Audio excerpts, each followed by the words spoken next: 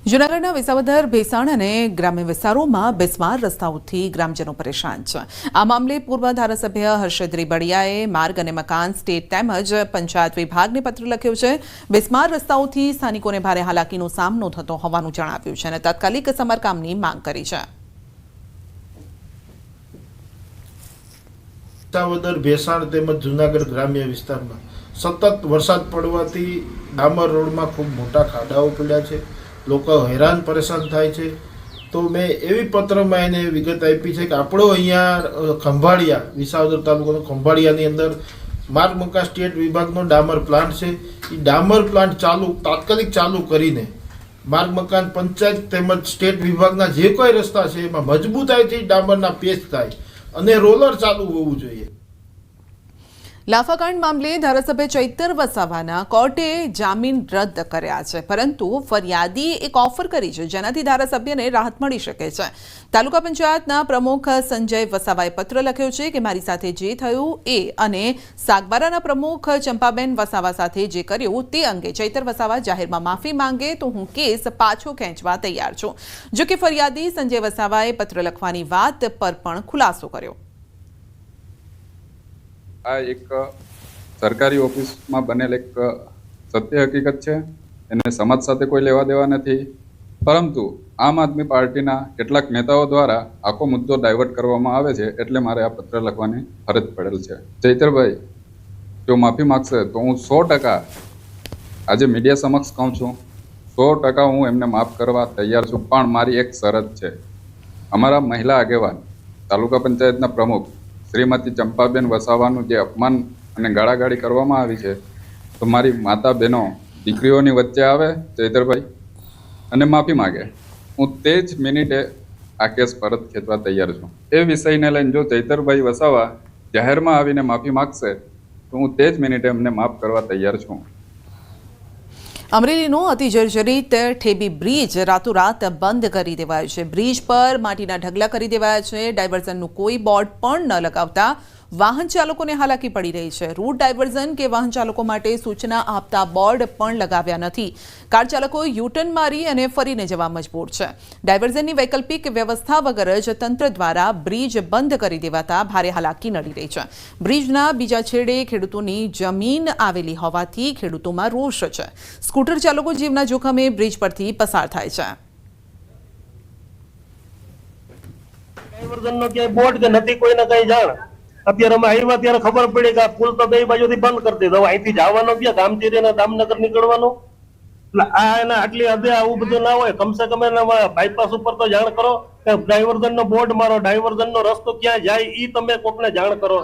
Diversion તો કાઢવું જ જોઈએ ને। ડાયવર્ઝન કાઢ્યા વગર બંધ કેમ કરાય? આ કઈ નીતિ છે એની? હાવ પૈસા જ ખાઈ જવા બધી હતી, એમને બંધ કરી દેવું। હાવ રોડ બંધ કરી દે, ક્યાંક ડાયવર્ઝન તો કાઢવું જોઈએ ને। બોર્ડ ક્યાંય બોર્ડ મારે નથી, ક્યાંય લેવા દેવા નથી, તાત્કાલિક બંધ કરી દીધો। ગંભીરા બ્રિજ દુર્ઘટના બાદ અમરેલીના ઠેબી બ્રિજની જર્જરિત હાલત ન્યૂઝ 18 ગુજરાતી પર થોડા દિવસો પહેલા જ બતાવવામાં આવી હતી। આ અહેવાલને લઈ અને તંત્ર જાગ્યું છે, પરંતુ એટલી હદે ઉતાવળિયું પગલું ભર્યું છે કે લોકો હેરાન પરેશાન થઈ ચૂક્યા છે। હું આપને જે દ્રશ્ય બનાવું છું, આ એ જ જર્જરિત બ્રિજ છે, ઠેબી બ્રિજ, જેને બંને તરફથી બંધ કરવાનો પ્રયાસ કર્યો છે। માત્ર માટીના ઢગલાઓ કરી અને અચાનક જ આ પુલ બંધ કરી દેવામાં આવતા ખાસ કરીને વાહન ચાલકો અને આ વિસ્તારમાં જે ખેડૂતો છે, જેમના વાડી ખેતર આ વિસ્તારમાં આવેલા છે, તમામ લોકો હેરાન પરેશાન થઈ ચૂક્યા છે। સૌથી મોટી ગંભીર બેદરકારી એ છે કે પુલની બંને સાઈડ નથી ડાયવર્ઝનના બોર્ડ કે નથી આ પુલ બંધ કરવામાં આવ્યો હોવાની સૂચનાના બોર્ડ, જેના કારણે અનેક વાહન ચાલકો પરેશાન થઈ રહ્યા છે। બ્રિજ જર્જરિત છે, તે બંધ કરવો જરૂરી હતો, પરંતુ શું રાતમાં બંધ કરી દેવો પડે એટલી હદે જરૂરી હતો? શક્ય છે કે આ બ્રિજમાં એવી કોઈ વ્યવસ્થા ઊભી કરવામાં આવે કે નાના વાહનો ચાલી શકે અથવા તો ખેડૂતોના ટ્રેક્ટરો ચાલી શકે, પરંતુ તંત્રએ કોઈ જ દરકાર લીધી નથી અને ઉતાવળિયો નિર્ણય કરી અને લોકોને હેરાન પરેશાન કરી મૂક્યા છે। રાજન ગઢિયા, ન્યૂઝ 18 ગુજરાતી, અમરેલી। પોરબંદર મનપાના ખાપટના શીતલ પાર્ક સહિતના વિસ્તારોમાં આજે 20 વર્ષે પણ પાકા રસ્તાની પ્રાથમિક સુવિધાઓ ન મળતા લોકોમાં રોષ છે. હાલ ચોમાસાના સમયમાં કાદવ કીચડના કારણે લોકોને ચાલીને અથવા તો વાહન ચલાવવા પણ અઘરા પડી જાય છે. પોરબંદર જિલ્લા કોંગ્રેસ પ્રમુખ સહિત આગેવાનોએ આ વિસ્તારની મુલાકાત લેતા લોકો પોતાની મુશ્કેલીઓ રજૂ કરી રહ્યા છે. ગામડાઓથી પણ બદતર હાલત ધરાવતા વિસ્તારોની તકલીફોને સમજી વહેલી તકે તમામ કામગીરી પૂર્ણ કરી રસ્તાની પાયાની સુવિધાઓ આપવામાં આવે તેવી માંગ છે. તમામ વેરાઓ સમયસર ભરતા નાગરિકોને પ્રાથમિક સુવિધાઓ આપવામાં ન આવતા સ્થાનિકોમાં ભારે રોષ છે. તમે આજે આ રસ્તા જો, અહીંયા પાણી નથી મળતું, અહીંયા લાઇટની અસુવિધા છે. સોસ ખાડા છલકાય, પછી ઘરમાં પાણી આવે, 2 ઇંચ પાણી આવી જાય. નગરપાલિકા સફાઈ કરવા કોઈ આવતું નથી. લાઇટ આજ 2 મહિના એ બંધ છે, કોઈ રિપેર કરવા આવ્યું નથી. આવ્યા છે જોઈને વયા જાય. મેટલિંગ નાખવાનું કામ અને જે પીળું હાર્ડ બરફ નાખવાનું કામ છે મોટાભાગે પતવા આવ્યું છે. કેટલાક ખાપટના કેટલાક વિસ્તારોમાં થોડી કામગીરી બાકી છે.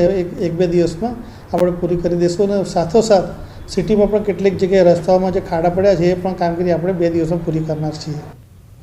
કચ્છ જિલ્લામાં સારા વરસાદના 2,72,000 હેક્ટરમાં ખરીફ પાકનું વાવેતર કરાયું. કચ્છ જિલ્લામાં અત્યાર સુધીમાં સિઝનનો સારો વરસાદ નોંધાયો, જેના કારણે ખેડૂતોએ મોટા પ્રમાણમાં ખરીફ પાકનું વાવેતર કર્યું. જુલાઈ મહિનામાં 2,72,000 હેક્ટરમાં ખરીફ પાકનું વાવેતર કરાયું. કચ્છ જિલ્લામાં ખાસ કરીને જુલાઈ મહિનામાં જ ખરીફ પાકનું વાવેતર કરવામાં આવે છે. એક અંદાજ પ્રમાણે આ વર્ષે જિલ્લામાં 7 લાખ હેક્ટર સુધી ખરીફ પાકનું વાવેતર થઈ શકે. આ વખતે ચોમાસું વહેલું બેસી જતા વાવેતર 1 મહિના પહેલા જ શરૂ કરી દેવાયું. આ વર્ષે સૌથી વધુ કપાસનું વાવેતર કરાયું. જિલ્લામાં કપાસનું વાવેતર 70,000 હેક્ટરમાં કરવામાં આવ્યું છે, જ્યારે 66,853 હેક્ટરમાં મગફળીની વાવણી કરાઈ છે. તાલુકા પ્રમાણે વાવેતર પર નજર કરીએ તો અબડાસામાં 45,357 હેક્ટર, અંજારમાં 24,385 હેક્ટર, ભચાઉમાં 30,170 હેક્ટર, માંડવીમાં 42,000, રાપરમાં 89,445 હેક્ટરમાં ખેડૂતો વિવિધ પાકોની વાવણી કરે છે. આ વર્ષે ખેડૂતો કપાસ, મગફળી ઉપરાંત મકાઈ, મઠ, અડદ, બાજરી અને શાકભાજીનું પણ મોટા પ્રમાણમાં વાવેતર કર્યું છે. ખેડૂતોનું પણ કહેવું છે કે આ વર્ષે સિઝનની શરૂઆત